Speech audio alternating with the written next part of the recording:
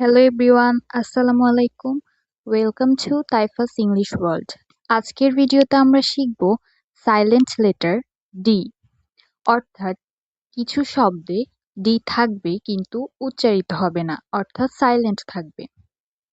তো প্রথমেই কোনো শব্দের ভিতর যদি ডি এর পর জি থাকে, সেক্ষেত্রে ডি সাইলেন্ট থাকে, অর্থাৎ ডি উচ্চারিত হয় না। যেমন ব্রিজ, এখানে কিন্তু BRI এর পরে ডি এবং জি একত্রে আছে, সেক্ষেত্রে ডি উচ্চারিত হবে না, অর্থাৎ এর সঠিক উচ্চারণ হবে ব্রিজ। একইভাবে ব্যাজ শব্দটিতেও ডি এর পরে জি আছে, কিন্তু ডি উচ্চারিত হবে না, ব্যাজ। এরপর ফাজ, একইভাবে এজ এবং লজ। এছাড়াও ওয়েজ, প্লেজ, হেজ, স্লেজ, এই প্রত্যেকটি শব্দতেই ডি এর পরে জি আছে, কিন্তু ডি উচ্চারিত হবে না। তো আপনাদের বোঝার সুবিধার্থে আরেকবার উচ্চারণ করে শোনাচ্ছি।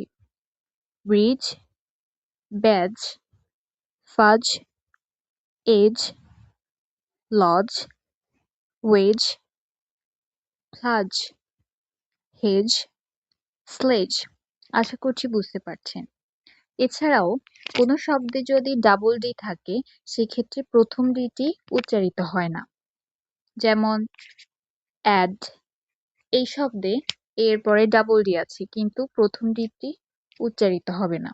একইভাবে অ্যাড্রেস শব্দে প্রথম ডিটি সাইলেন্ট থাকবে। এরপর ল্যাডার, হিডেন, সাডেনলি, এখানেও প্রত্যেকটি শব্দতেই ডাবল ডি থাকলেও প্রথম ডি উচ্চারিত হয়নি। সবগুলো শব্দের উচ্চারণ আপনাদের বোঝার সুবিধার্থে আরেকবার করে শোনাচ্ছি। Add, address, ladder, hidden, suddenly. আশা করছি বুঝতে পারছেন।